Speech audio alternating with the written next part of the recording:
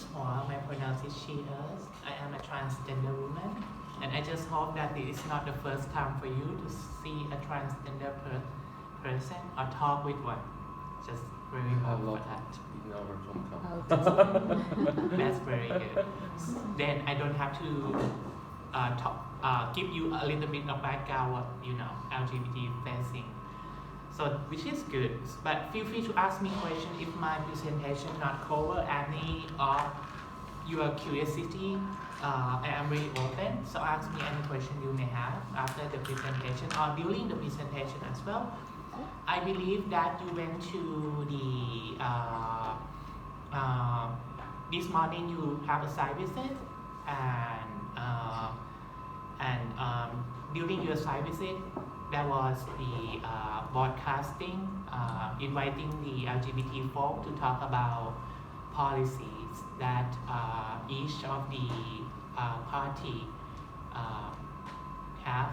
So the folks that you met this morning are also my peer, my colleague, also my friend. So the topic of my presentation today is gender equality and social inclusion in the Thai society. So my first question to you is that why we need to know about these topics? Do you have any idea why? Because gender politics make conflict, and the Buddhism, I think, like even I'm analyzed for the African cultures, they just look persons, no gender. You are yourself, no woman and man. Yes, that's good.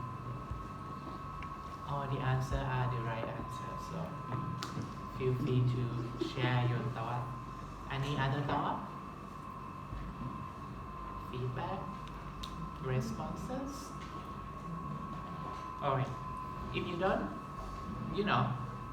ask me any question anyway after. So look at this photo, you will see the sign say women are not allowed entering ordination hall area. The way they put together the word in Thai is only ladylike. But in English it say women. But in Thai it say lady. Just well-behaved lady cannot enter to this space.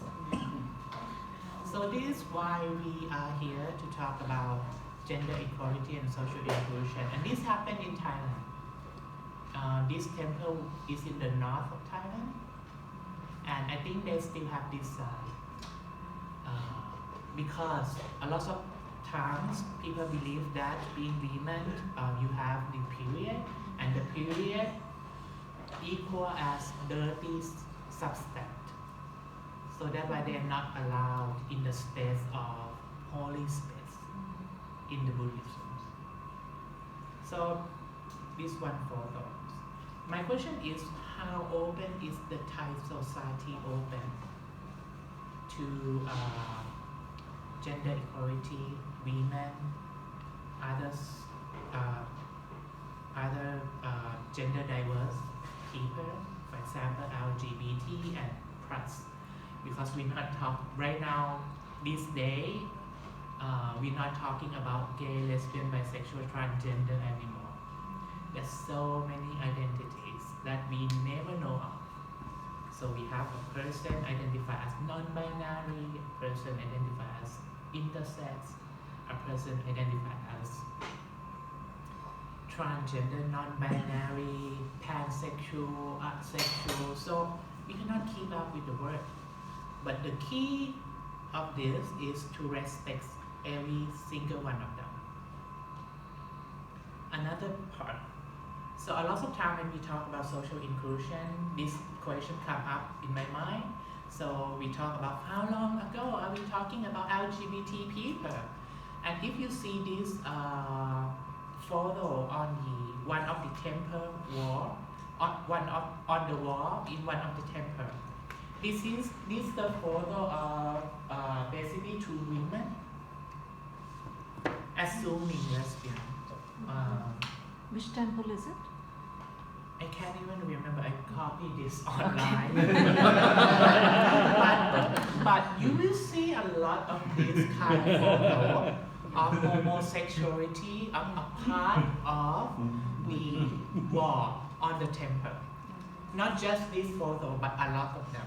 You know, sometimes two male, sometimes two female. So how long ago are we talking about this? And one of these temples are very old. So are we talking about, are we discussing homosexuality back to, you know, age? But for one thing, I think gender diverse people are,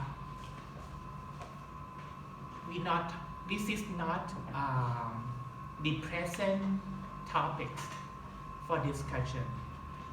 Gender diverse people are in the history, especially when you are in Asia. We are existed long before the religious coming, right?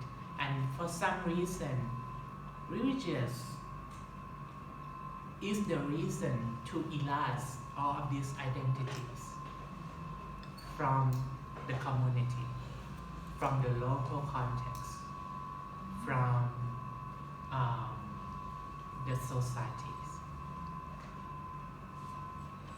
So, if you still believe Thailand is the paradise for LGBT, I'm here to say to you that I'm sorry to say no, Thailand is not paradise for LGBT. Not even paradise for some of the women, right? Especially women, the minority women, and you know there's so many issues. And for women who are immigrant, women who are single moms, women who young women, and so many women also affects being affected from the Thai culture. Give you a little bit of background why I'm here talking about.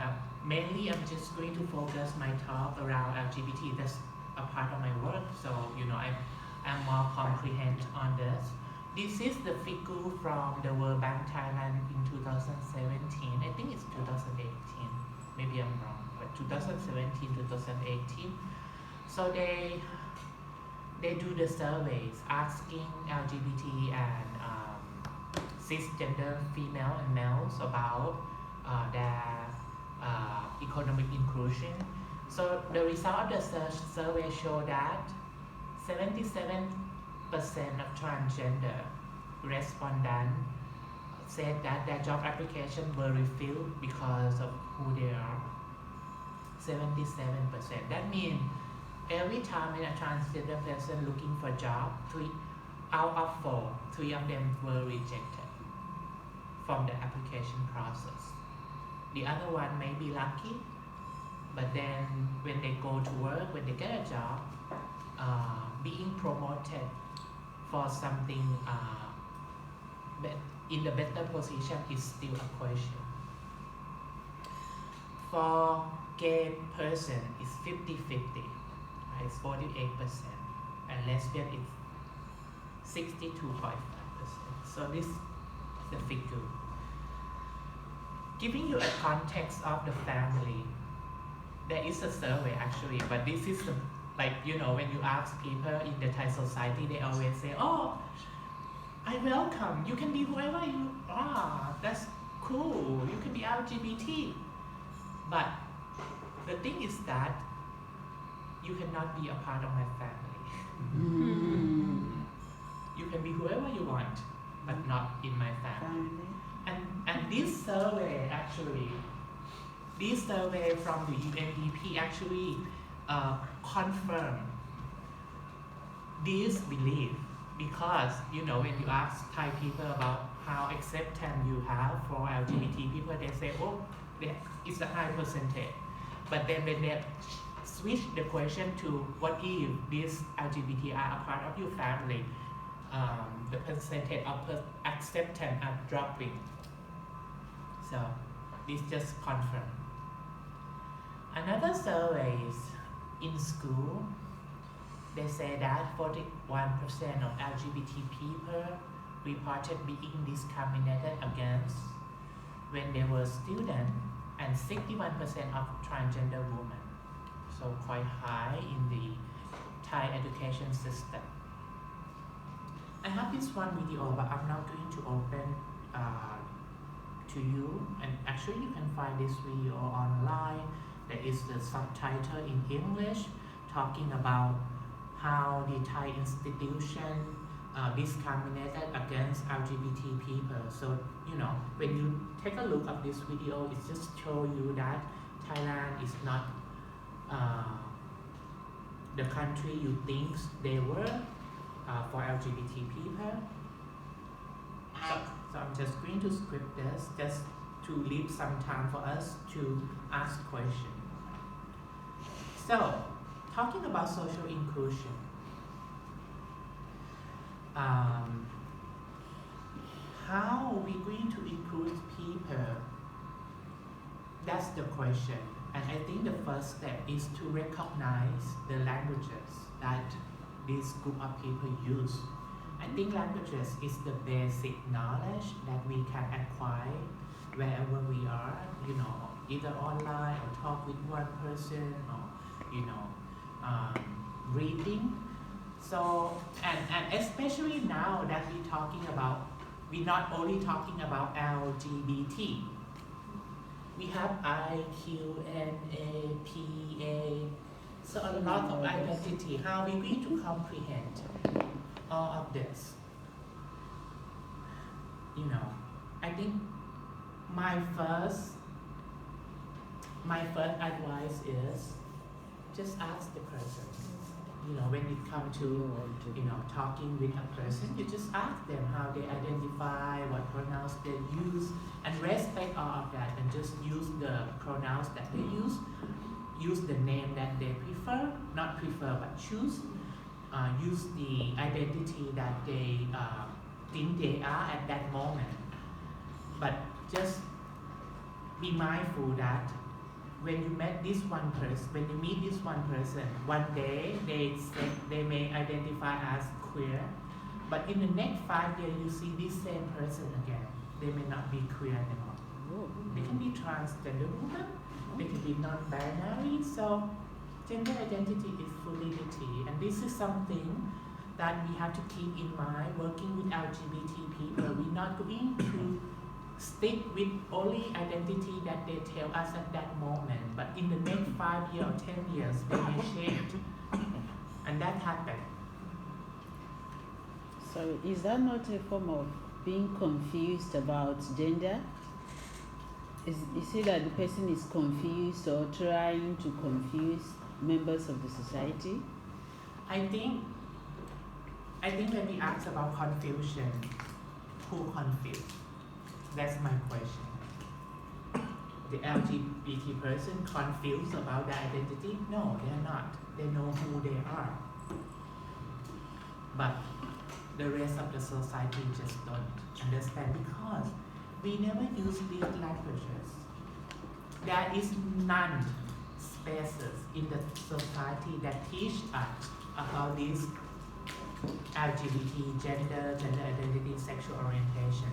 In school, where it's supposed to be progressive and teach us all of these things, they not have any curriculum teaching us. You know, we growing. The only two gender that we learn from school is male or female. So if we have to blame someone, blame education system. So this is not being taught in Thai schools 2023? No. It's very difficult. I think there is a program try to advocate for like gender studies or things in the primary school or high school. But to be honest, if you want to work with the institution in Thailand, the education institution is the most conservative. To be honest, you can work with. I see there is a change in healthcare. You know, there is a program working with men who have sex with men and transgender. So the healthcare system are quite open, but for the education system,